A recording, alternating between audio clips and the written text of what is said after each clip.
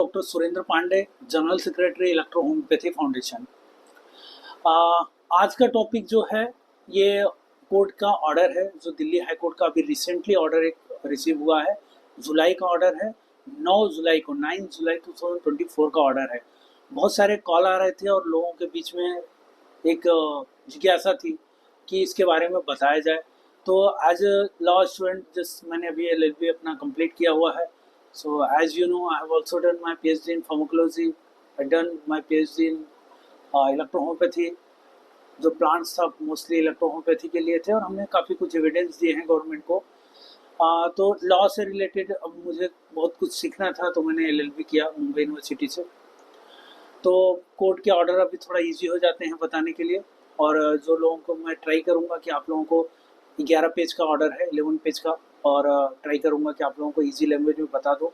बहुत सारे लोग ये जानना चाहते थे कि ये क्या हुआ है, इस ऑर्डर में क्या आया हुआ है। तो देखिए, मैं सबसे पहले मैं जो है दीपक सिन्हा सर को और उनकी टीम को रियली मैं कॉन्ग्रेचुलेट करता हूँ, बधाई देता हूँ। और हमारी पूरी इलेक्ट्रोहोम्योपैथी फाउंडेशन टीम की तरफ से हम बधाई देते हैं कि उन्होंने बहुत ही अच्छा एक एक काम, मतलब बोलते हैं ना, एक नेक्स्ट लेवल का अप्रोच लिया है इलेक्ट्रोहोम्योपैथी के रिकॉग्निशन के लिए। इसमें जो एक्चुअली जो हमारी तरफ से प्रेयर किया गया था, मतलब दीपक सिन्हा सर ने प्रेयर किया हुआ था, वो इलेक्ट्रो होम्योपैथी की मान्यता से था। और इलेक्ट्रो होम्योपैथी के जो चिकित्सक हैं, जो प्रैक्टिशनर हैं, उनको एक, मतलब एक रिकॉग्निशन हो जाए ताकि वो अपनी लीगली प्रैक्टिस कर सकें। और उसमें एक बड़ा इम्पॉर्टेंट टॉपिक है, जो लोग एमओएम जो लोग एमओएम पढ़े रहेंगे, उसमें आप देखेंगे कि जो हम लोगों की तरफ से आईडीसी में जो प्रेजेंट हुआ, आईडीसी में जो एविडेंस दिया गया, उसमें बोला ये गया था कि हम जो इलेक्ट्रोहोम्योपैथी का मेथड है, प्रिपरेशन ऑफ मेडिसिन, उस वो हम जर्मन होम्योपैथी फार्माकोपिया से लेते हैं। जर्मन होम्योपैथी फार्माकोपिया में स्पेशली जो दो मेथड हैं, जिम्पल और क्रूज का, वो मेथड लेके हम लोगों ने एविडेंस दिया। अब देखिए, किसी भी पैथी को रिकॉग्नाइज होने के लिए उसको एक रेफरेंस की ज़रूरत होती है, ऑथेंटिक रेफरेंस की ज़रूरत होती है। अब यहाँ पे हमने जो जर्मन होम्योपैथी फार्माकोपिया का एविडेंस दिया है, आप सभी को मालूम है, जो वेल स्टेबलाइज्ड फार्माकोपिया है। अब उसको जो इतना उसमें उसका रेफरेंस देने से, अब एज ए इंडिविजुअल, अगर मैं समझ लो एक प्राइवेट बॉडी हूँ, प्राइवेट ऑर्गेनाइजेशन जिसको गवर्नमेंट की कोई फंडिंग नहीं है, अब मैं चाहता हूँ कि जो मेथड है जिससे हम जिम्पल और क्रूज मेथड से हम बना रहे हैं मेडिसिन, उसका एक ऑथेंटिकेशन और उसका एक एनालिसिस हो जाए। हम किसी प्राइवेट लैब से चेक करके जाएं या हम गवर्नमेंट लैब से चेक करके जाएं, तो ज़्यादा ऑथेंटिक किसमें रहेगा? ज़्यादा ऑथेंटिक कभी भी अगर आप देखेंगे तो वो रहेगा जो हमें गवर्नमेंट लैब से अगर मिलेगा। तो यही लेकर हमारे जो सिन्हा सर हैं, दीपक सिन्हा सर, रियली मैं आपके सर जो ये अलग का अप्रोच था, और आपने इतना अच्छा क्रोनोलॉजी, बहुत दिनों बाद मुझे लीगल में, जो मैं पढ़ता रहता हूँ, मैंने एक आर्टिकल भी लिखा हुआ है कि legality of electrohomoeopathy in India. बहुत सारे मैंने जजमेंट पढ़े थे। पहली बार मुझे अच्छा लगा कि बहुत ही क्रोनोलॉजी एक बड़े ही अच्छे तरह से पेश हुआ है इलेक्ट्रोहोम्योपैथी के को लेकर। कुछ ऑर्डर हमने बहुत अभी प्रीवियस दिनों में कुछ ऑर्डर देखे थे, उसमें मुझे लगा कि हमने बहुत सारी चीज़ें मिस किया है। यहाँ पर हमने बहुत ही अच्छा प्रेजेंट किया है। तो मैं एक बार फिर से मैं आपको कॉन्ग्रेचुलेट करता हूँ सर, कि देखिए, रिजल्ट क्या है वो मैटर नहीं करता, एफर्ट तो आपने 100% लिया। और काफ़ी हद तक जो अप्रोच था उन्होंने आपका बहुत ही अच्छा था। अब यहाँ पे देखिए, अब आते हैं मुद्दे पर जो कोर्ट में हुआ, और जो हमारा याचिका हमने क्यों किया था, दीपक सिन्हा सर ने क्यों किया था। वो इसके लिए किया था, तो हमने ऑलरेडी बता दिया है कि आप इलेक्ट्रोहोम्योपैथी को मान्यता मिले, लीगल प्रैक्टिस हो। और यहाँ पर जो एक दो, मतलब दो लोग थे, एक होते हैं पिटिशनर, जो जो याचिका करता होते हैं, इनको बोला जाता है। एक होते हैं रिस्पोंडेंट, जो प्रतिवादी रहते हैं। सपोज अब इसमें जो प्रतिवादी थे वो थे हमारी गवर्नमेंट थी। ठीक है, गवर्नमेंट की तरफ से जो आए थे, मोनिका अरोरा जी थे, सुबोधदीप शाह, ज्योति तिवारी, राधिका जी, जो उनके एडवोकेट थे। और हमारे तरफ से दीपक सिन्हा सर याचिका करता थे, आई मीन पिटिशनर थे। उनके तरफ से ध्रुव और आर्य हार्दिक, दो हमारे उनके एडवोकेट थे, जो हम प्रेजेंट किए थे सिन्हा सर को। अब इसमें देखिए इसमें किया गया था, ऑलरेडी मैंने बता दिया है। इसमें देखो कुल मिला के 23 पॉइंट है जो बड़ा डिटेल में डिस्कस हुआ है और काफ़ी अच्छे से प्रेजेंट किया गया है। तो इसमें बोला गया था कि जो रीट थी उसको इसके लिए वहाँ पे हमने दिया था, इसके लिए दिया था कि इलेक्ट्रो होम्योपैथी को एक सिस्टम ऑफ मेडिसिन की तरह तहत एक मान्यता दिया जाए। अब इसमें जो आप अगर देखेंगे तो जो गवर्नमेंट की तरफ से प्रेजेंट हुए थे उन्होंने भी बहुत सारी चीज़ें बताई।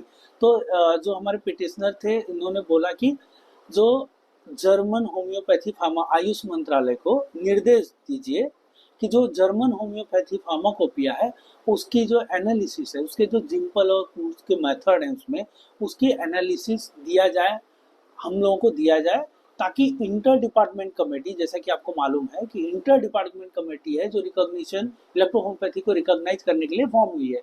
ये मेथड, ये जो एनालिसिस है वो आयुष मंत्रालय दे हमें जिम्पल क्रूज का, ताकि हम लोग इंटर डिपार्टमेंट कमेटी को बता सकें या उनको डायरेक्ट दें। ताकि इससे क्या होगा कि हमारी जो पैथी का रिकॉग्निशन है वो थोड़ा जल्दी हो जाएगा और उनको डिसीजन लेने में, जो आईडीसी है उसको डिसीजन लेने में काफ़ी हद तक सहायता मिलेगी, उनको हेल्प मिलेगा। इसके बारे में, इसके बाद वहाँ पे जो पेटिशनर थे सिन्हा सर ने उनका कहाँ से उनका क्वालिफिकेशन बताया। उन्होंने बोला कि मैं एक कॉम्पिटेंट इलेक्ट्रो होम्योपैथ प्रैक्टिशनर हूँ और ये भी है कि इलेक्ट्रो होम्योपैथी के लिए एक कमेटी, इन्होंने ये भी बताया पूरा क्रोनोलॉजी में, वो जो आप डॉक्यूमेंट देखेंगे उसमें बताया हुआ है कि इन्होंने बताया कि 2018 में एक कमेटी फॉर्म हुई है, गवर्नमेंट रिकॉग्नाइज करना चाहती है, उसके लिए आईडीसी बनी हुई है। इसके बाद इन्होंने जो होम्योपैथी फार्माकोपिया है, जो गवर्नमेंट बॉडी है, कॉम्पिटेंट बॉडी है, उसका काम क्या होता है एज पर उसमें जो रूल दिया हुआ है होम्योपैथी फार्माकोपिया का, तो उसमें ये बताया गया है कि इसमें होम्योपैथी मेडिसिन का, अगर आप देखेंगे जो पॉइंट नंबर आप देखेंगे पॉइंट नंबर 4 में जो मेंशन है कि ये जो नेशनल लैब है इसमें ये क्या काम करती है, आइडेंटिटी, प्योरिटी और क्वालिटी होम्योपैथी मेडिसिन का चेक करती है। ये जो इसमें कंट्रोल कौन से रूल से है ये भी दिया गया है कि ड्रग एंड कॉस्मेटिक एक्ट 1940 और इसमें मेंशन है ड्रग रूल 1945। सो सब रिलेटेड जो लॉ रिलेटेड है कि कौन गवर्न करता है उसको, ये भी डिटेल दिया गया है। और एक इम्पॉर्टेंट एक लैब है, सेंट्रल ड्रग लेबोरेटरी है for testing of the homeopathy medicine. तो इलेक्ट्रो होम्योपैथी एक हर्ब है, इसलिए इलेक्ट्रो होम्योपैथी के जो जर्मन होम्योपैथी फार्माकोपिया में जो दो जिम्पल और क्रूज का मेथड है उसका भी एनालिसिस करके उसका मैकेनिज्म, उसका इफिशिएंसी ये बताया जाए। अब यहाँ पे देखिए जो ये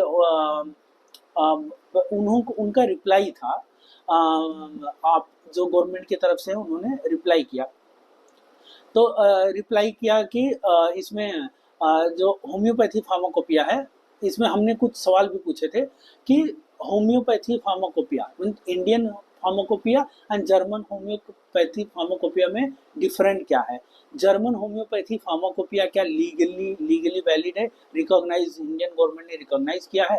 तो उन्होंने पॉइंट में मेंशन किया हुआ है yes it is recognise by the government of India. ठीक है। अब इन्होंने जो जिम्पल और क्रूज का मेथड का फॉर्मुलेशन है वो जानने का प्रयास किया कि ये उनसे, मतलब फार्माकोपिया जो होम्योपैथी फार्माकोपिया उनसे और लेबोरेटरी है उनसे जानने का प्रयास हुआ था कि ये कब, उसका जो फॉर्मुलेशन है ये कब, कौन से डेट को ये इंक्लूड हुआ था और इसका जो दवाइयों का इफिशियंसी है उसके बारे में कुछ हमें और डिटेल चाहिए था। अब इन्होंने बोला कि होम्योपैथी तो उन्होंने जिम्पल कुछ जो कब इंक्लूड हुआ उसका जानकारी उन्होंने नहीं दिया और ये भी बताया कि किसी निजी व्यक्ति को, मीन्स इंडिविजुअल को हम लोग एनालिसिस से, ठीक है, ये प्रभावी है कि नहीं है उससे रिलेटेड इंफॉर्मेशन हम नहीं देते हैं, ऐसा उन्होंने बोला।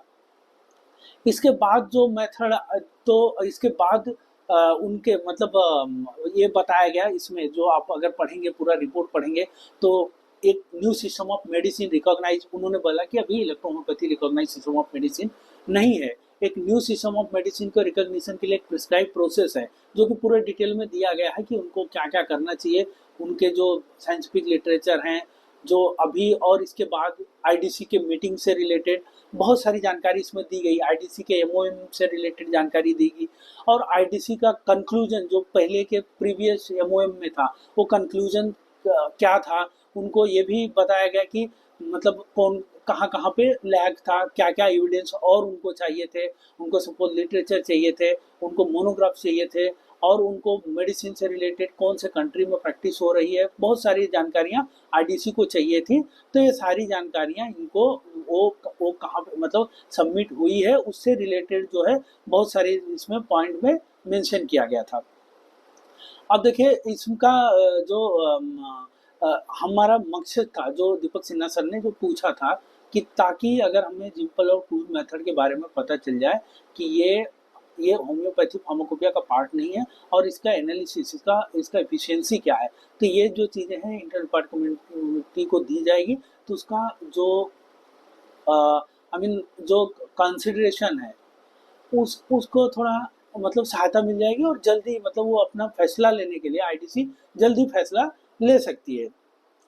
तो ये डिस्कस हुआ था। अब मैं देखो क्योंकि ये बहुत डिटेल में है, मैं आपको आम, आम, थोड़ा कंक्लूजन में बता देना चाहता हूँ कि इलेक्ट्रोहोम्योपैथी ये जो रीड डायल मतलब प्लेस हुई थी, तो इलेक्ट्रोहोम्योपैथी मान्यता देने के लिए की थी। और इलेक्ट्रोहोम्योपैथी जो हमारे पेटिशनर थे दीपक सिन्हा सर ने, उन्होंने बोला था इलेक्ट्रोहोम्योपैथी एक अल्टरनेटिव सिस्टम है और मान्यता दी जानी चाहिए। अब इसमें जो हमारे रिस्पोंडेंट थे, रिस्पोंडेंट मतलब गवर्नमेंट के साइड से जो उनके एडवोकेट थे, उन्होंने बोला कि इलेक्ट्रोहोम्योपैथी अभी तक मान्य नहीं हुई है, और इसका जो आयुष मंत्रालय है उसके बारे अभी तक ये कंसिडरेशन में ही है। तो उन्होंने बोला हुआ है कि मान्यता देने के लिए कोई वैज्ञानिक, और उन्होंने ये बोला कि कोई भी पैथी जब रिकॉग्नाइज होती है जब उसका कोई साइंटिफिक एविडेंस है। अब तो इसका अभी भी साइंटिफिक एविडेंस जो है वो आईडीसी के अभी कंसिडरेशन में है। और इसमें जो है और जानकारियाँ जो उन्होंने पूरा डिटेल में बताया हुआ है पॉइंट में कि और जानकारी चाहिए, और still it is not recognise system of the medicine. तो अब यहाँ पे उनको मोस्टली वो लोग मतलब उनके तरफ से ये था कि जो साइंटिफिक एविडेंस है अभी और चाहिए, और अभी तक आईडीसी का कोई कंक्लूजन नहीं आया है। और होम्योपैथी जो इनका एनालिसिस है जर्मन क्रूज का, वो मेथड का हम नहीं दे सकते हैं, क्योंकि ये प्राइवेट बॉडी जो कोई रहेगा उसको नहीं दे सकते हैं। बट ट्राई किया गया था उसको लेने के लिए, तो ये मैं अप्रिशिएट करता हूँ कि काफ़ी अच्छा प्रयास था ये। अब जो जजमेंट था ये था कि जजमेंट ने बोला इलेक्ट्रोहोम्योपैथी का जो इफिशियंसी है और जो साइंटिफिक है, अभी साइंटिफिक एविडेंस है उसको अभी भी कंसिडरेशन में है। गवर्नमेंट की तरफ से कोई अभी तक ये फैसला उसका नहीं आया हुआ है, इसको कंसीडर में है, ये कंसिडरेशन में है। और रिकॉग्निशन के लिए जो पूछा गया है था कि इसको रिकॉग्नाइज कीजिए, तो उन्होंने जो कोर्ट है उसका ये मानना है कि जो रिकॉग्निशन होता है वो जो है वो अधिकार क्षेत्र है गवर्नमेंट का। तो गवर्नमेंट आपको और आईडीसी बनी हुई है, गवर्नमेंट अपना काम करना चाहिए, इसको बॉडी बनाना चाहिए और इसको रिकॉग्नाइज, उसका साइंटिफिक एविडेंस चेक करना चाहिए, और इसको साइंटिफिक एविडेंस चेक करके इसको रिकॉग्नाइज, वो गवर्नमेंट का फैसला है, रिकॉग्नाइज करना चाहिए। तो ऐसा यहाँ पे बोला गया है। और जो याचिका थी उसको आयुष मंत्रालय को उन्होंने निर्देश दिया कि इसकी साइंटिफिक एविडेंस चेक करो। और याचिका जो थी, क्योंकि उन्होंने आर्गुमेंट दिया कि अभी ये कंसिडरेशन में है, इसलिए इस याचिका पे जो जिम्पल और क्रूज का मेथड था, इस पे जो उनको हमें एनालिसिस चाहिए था वो एनालिसिस अभी नहीं मिला। लेकिन ये जो प्रयास हुआ है ये काफ़ी अच्छा था प्रयास, और एक अलग अप्रोच था, अलग अप्रोच में कि गवर्नमेंट साइंटिफिक एविडेंस लेने का ट्राई किया गया था। तो ये ऐसे प्रयास जो हैं बहुत ही सराहनीय है और काफ़ी अच्छा है। इलेक्ट्रोहोम्योपैथी रिकॉग्निशन के लिए बोलते हैं कि ये मतलब ना नेक्स्ट लेवल का प्रोग्राम है।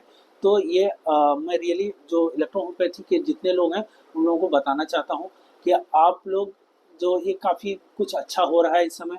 जैसे आप लोगों को मालूम है राजस्थान में बोर्ड बन गया है, कर्नाटका में काफ़ी अच्छे लेवल पे अपडेट हुआ है, वहाँ पे बहुत पॉजिटिव न्यूज़ है। दूसरे भी स्टेट हैं जहाँ पे अच्छे पॉजिटिव न्यूज़ हैं, महाराष्ट्र में पॉजिटिव न्यूज़ है। तो इलेक्ट्रोहोम्योपैथी में बहुत अच्छा कुछ हो रहा है। हमें करना ये है कि इलेक्ट्रोहोम्योपैथी में जो प्रैक्टिस कर रहे हैं आप लोग इलेक्ट्रोहोम्योपैथी में प्रैक्टिस कीजिए। आपके डॉक्यूमेंटेशन जो लेवल पे आप हेल्प कर सकते हैं रिकॉग्निशन के लिए, उस लेवल पे आप ट्राई कीजिए। अगर आप कुछ नहीं, अगर आप इतना नहीं है कि आप बहुत ज़्यादा एविडेंस कलेक्ट कर दें, बहुत ज़्यादा कुछ कर लें, तो आप एक काम तो कर सकते हैं कि आप जो आपके डेटा है वो प्रॉपर रखिए, ओपीडी रजिस्टर मेंटेन कीजिए, आपका क्लिनिक में मेडिसिन रखिए और इलेक्ट्रोहोम्योपैथी में प्रैक्टिस कीजिए। सो इसी के साथ मुझे आशा है कि आप लोगों को जो कोर्ट का ऑर्डर था वो समझ में आया होगा। ये नेक्स्ट लेवल अप्रोच था ताकि इलेक्ट्रोहोम्योपैथी को रिकग्निशन बहुत जल्दी मिले। एक बार फिर से मैं इलेक्ट्रोहोम्योपैथी प्रैक्टिशनर, इलेक्ट्रोहोम्योपैथी फाउंडेशन और इलेक्ट्रोहोम्योपैथी वेल विशर की तरफ से दीपक सिन्हा सर को मैं आभार व्यक्त करता हूँ और ये उनका जो प्रयास था उसके लिए मैं उनको थैंक यू बोलता हूँ। सो इसी के साथ मैं अपना वीडियो एंड करता हूँ। Thank you. जय हिंद।